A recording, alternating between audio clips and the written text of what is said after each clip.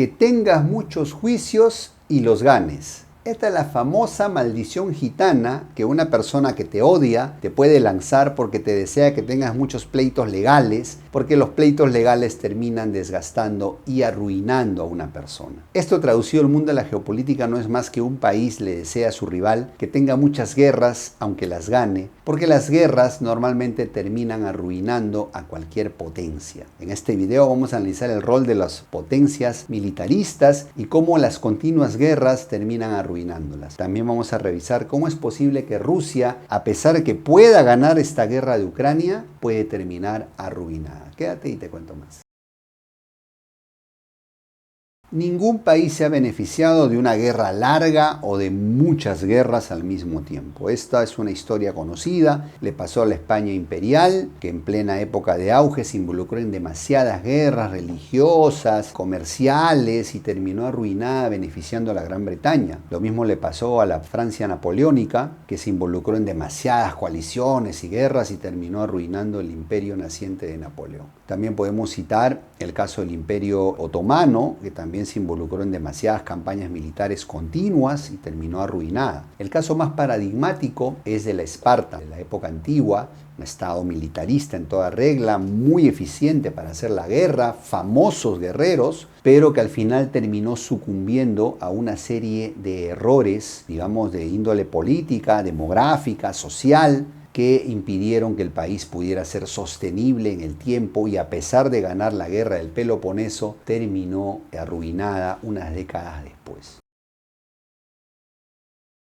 Hablemos ahora de los países militaristas, ¿no? Países básicamente enfocados en un esfuerzo permanente por armarse, por militarizarse, por fortalecerse y que, pues quieras o no, si lo que principalmente produce tu economía son armas, te ves tentado a usarlas. Y el problema de estos países militaristas es que no saben cuándo parar. Inicialmente tienen éxito porque pues, se han fortalecido, porque ganan experiencia, porque atacan por sorpresa, porque utilizan su mayor fuerza, pero llega un punto en el que se les hace como un vicio, digamos como una mala costumbre, el guerrear, el desatar demasiadas guerras, demasiadas intervenciones y al final terminan arruinándose económicamente porque descuidas tu economía civil. Esto le pasó, por ejemplo, a la Alemania nazi, ¿no? Digamos que entre el año 33 y el 39 fue el rearme, mucha gente equivocadamente pensó que las políticas nazi eran muy buenas para desarrollar un país, pero era básicamente habían militarizado el país. Y fue por eso que los nazis desatan toda esta guerra y no supieron cuándo parar, ¿no? Cuando se metieron con el enemigo equivocado, cuando invadieron la Unión Soviética, cuando abarcaron más de lo que podían abarcar, derrota total. Lo mismo le pasó al Japón imperial, invadió Corea, Manchuria, China, no supo dónde parar, se metió con Estados Unidos, desastre. Lo mismo le pasó a la Unión Soviética, embarcada en muchas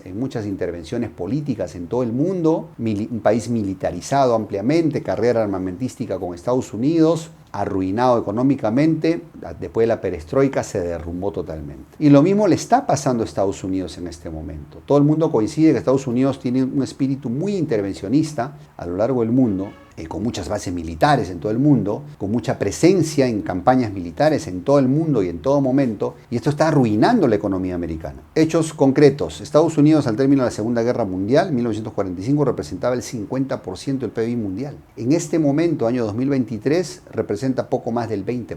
Imagínate una caída de más del 50% de su importancia relativa en la economía mundial. Y esto a expensas de sus rivales comerciales que sí están creciendo como China, por ejemplo, o la India, por ejemplo.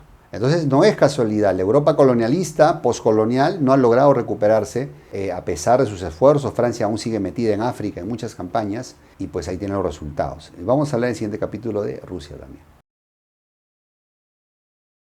¿Y qué podemos mencionar de Rusia? Heredera de la Unión Soviética, un país que no dejó de ser militarista. Lamentablemente parece que no aprendieron nada de los errores soviéticos. Rusia con Putin no se puede negar, resurgió como un actor de peso, se volvió una potencia energética en exportaciones de energía, con eso modernizó su ejército y con ese ejército ha vuelto a intervenir, digamos, militarmente en muchos escenarios como en Libia, Siria, Georgia, Kazajistán y ahora en Ucrania. Pero, ¿qué podemos decir de la economía rusa? Una economía todavía subdesarrollada en muchos aspectos, sobre todo civiles, débiles, una economía que prácticamente está estancada, un país que demográficamente está estancado, un país que no tiene claro un norte de plan estratégico de desarrollo a largo plazo, un país que todos sus avances están centrados en el área militar. Es como una Esparta del siglo XXI y corre el riesgo de correr la misma suerte que Esparta. Es decir, éxitos militares, poco desarrollo comercial, industrial, civil, que le permita a sus transnacionales conquistar mercados en el mundo. Lección que sí aprendió China, por ejemplo. China aprendió de los errores del maoísmo, de los errores de la Unión Soviética, y desde la reforma de Deng Xiaoping se embarcó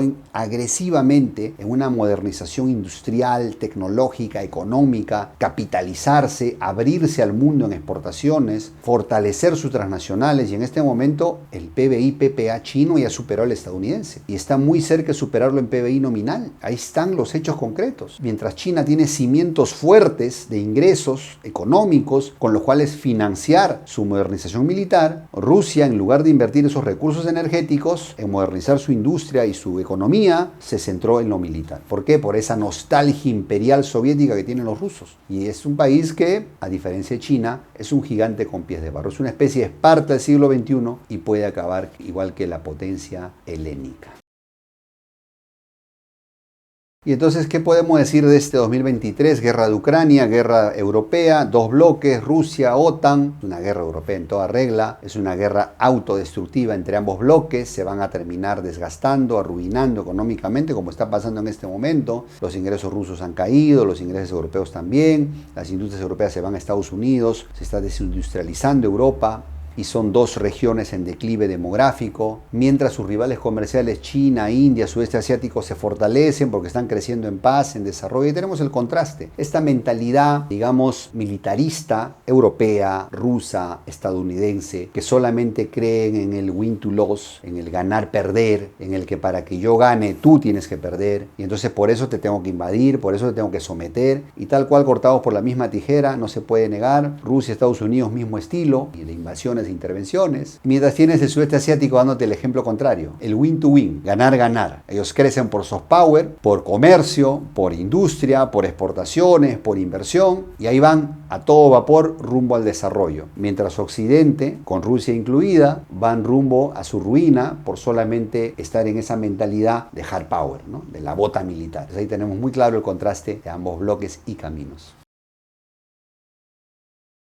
Bueno, ¿y qué va a pasar con China, con Asia en este nuevo siglo que estamos empezando? Básicamente, Asia se mueve a ser el nuevo pivote del poder económico mundial, el nuevo hegemón se va a Asia, porque Occidente está distraído autodestruyéndose. China tiene muy claro un plan al 2049, cuando cumpla 100 años de fundación de la República Popular China, de ser el nuevo hegemón mundial. Va a paso firme y seguro rumbo a ese objetivo. Mientras Estados Unidos y Occidente solo quieren mantener el statu quo cada vez más debilitados en participación relativa económica. Rusia es un país, digamos, que no tiene claros sus objetivos. A la muerte de Putin es todo una incógnita lo que va a pasar con Rusia. No tiene cimientos firmes esa economía rusa y lo más probable es que termine siendo absorbida por los chinos. Es lo más probable. Por demografía, por capacidad económica, por los planes de ruta de la seda. Va a terminar siendo un satélite chino. Esa es la verdad.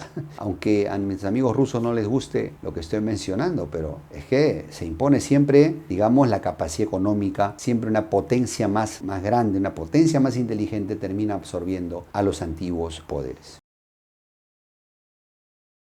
Muy bien, querido amigo, de esta manera llegamos al final de este video con las siguientes conclusiones. Un país militarista, un país pleitista, un país que siempre para en guerras, siempre termina arruinado. Es decir, nadie se beneficia de guerras largas o demasiadas guerras porque son costosas y son impredecibles, esa es la verdad. Ese camino del hard power, ese camino de la soberbia, del ego, de la nostalgia imperial que arruinó imperios y potencias, es el camino que están siguiendo Estados Unidos, Europa y la propia Rusia, que a pesar que podría ganar la guerra de Ucrania, puede terminar arruinada económicamente, industrialmente.